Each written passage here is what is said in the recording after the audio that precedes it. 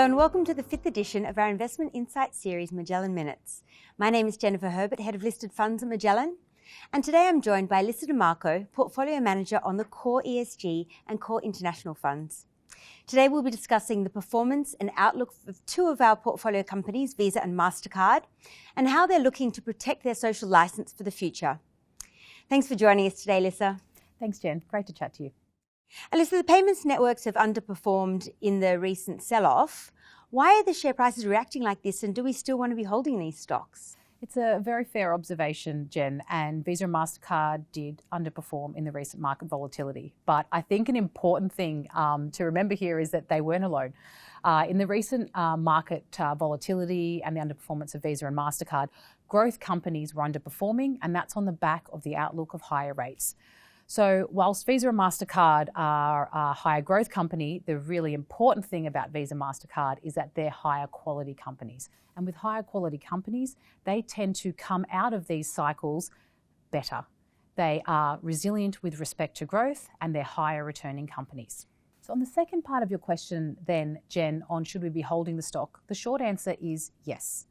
There are two main reasons why we are invested in Visa and Mastercard. One, they're quality companies, and two, tailwinds that are linked to these businesses. So first on why are they a quality company? So Visa and Mastercard, they're the largest global networks by some degree. Just touching on Visa, they have 3.9 million individuals and businesses that are using Visa credentials. There's also 100 million merchants that are connected to that network. So the size of that network, it gives them scale, it gives them cost advantages, and it also gives them network effects because of the ease of using the network given the scale that it has. This means that earnings are sustainable and they continue to grow. Now, part of that continue to grow is those tailwinds that I mentioned, which is the other reason why we're invested in Visa and Mastercard. Now, the tailwinds are both structural and cyclical. So on the structural side, it is twofold. It is cash digitization and it is the shift to e-commerce. Now, we have been doing some of these things for quite some time, but when you're looking at the entire globe, we have a really long runway in front of us. On the cyclical side, we have two main drivers there. One, pent-up demand for experiences.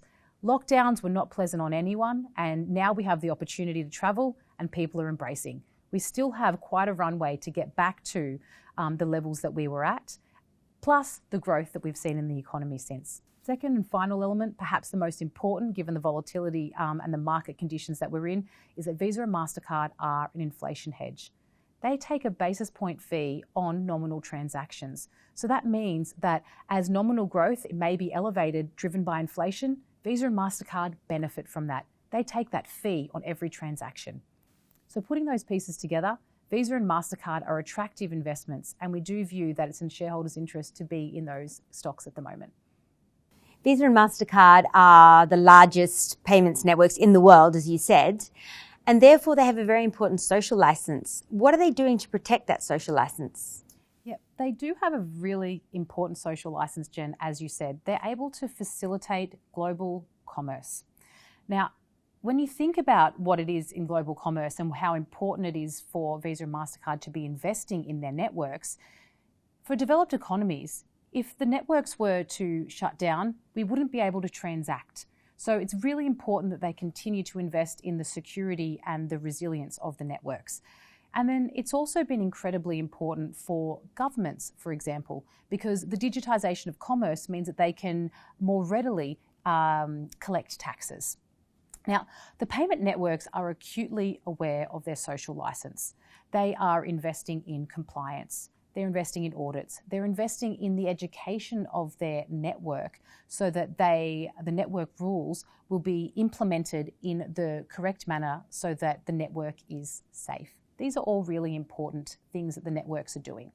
Now, the networks aren't immune to problems. We have seen in the news that there has been a problem recently.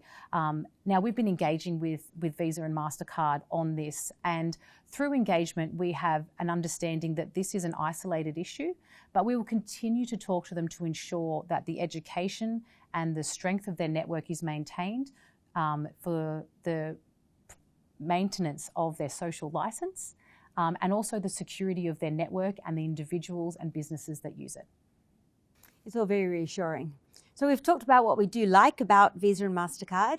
What concerns do we have about the payment sector? It's a very pointed and poignant question, I should probably say, here at Magellan, because downside protection is a focus for us. And so it's something that we're always looking at on what are the risks for this company. So for Visa and Mastercard, I'd probably put them into two buckets. We're looking at moat threats as a risk, and we're also looking at the risk of regulation. So firstly, on moat threats, real-time payments or perhaps competing networks, we could also call them, is something that we've been looking at since the beginning of time of looking at Visa and Mastercard at Magellan. Now, central banks are often the ones that are investing in real-time payments. Now, it's not new. For many decades now, central banks have been developing their own networks. They did start out with less technology, so that was like a batch payment. So payments would be collected and then they'd transact at the end of the day. Now we're moving to a world of what is real-time payments. And this potentially could have a more competing effect with Visa and Mastercard that are running in real time.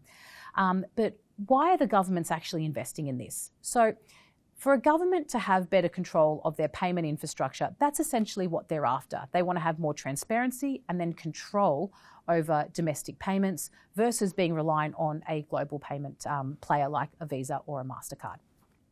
So they've been investing for quite some time now, but the interesting part here is that it's each individual central bank that is making that investment.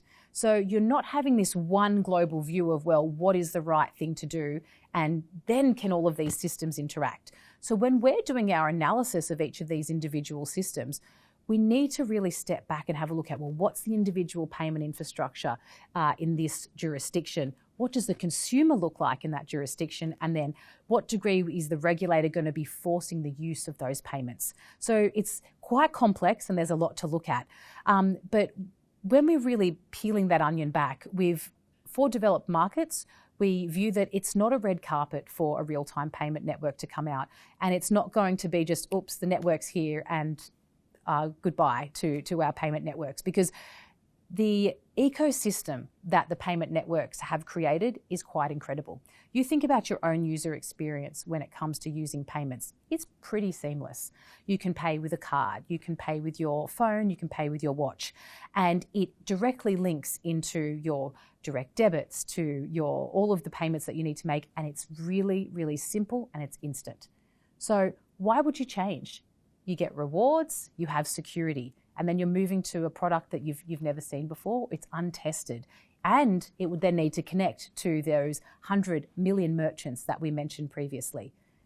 Really hard user experience to replicate. So we're quite positive on Visa and Mastercard that they're able to continue to invest and create those positive consumer experiences that we know and love about the payment networks. Just quickly on the second risk, which was on regulation. So politicians, as we've said, have always been looking at payment networks, and that's because they're part of our everyday lives. I'll just mention a recent investigation by a politician in the US. They've put forward a bill which is trying to increase the competition in credit cards. Now, the bill, as you can imagine, quite lengthy and perhaps not the most interesting of content to talk about today, but the interesting part of it is it's the devil in the detail and really what they're trying to achieve from that bill. And when we've looked through the bill and what's going on there, it's actually going to be really challenging to implement that bill. And so we've seen lobbying from banks and from the credit card companies to try to present these challenges, because it's quite difficult if it were to pass. And we do view that given these challenges, the likelihood of passage is low.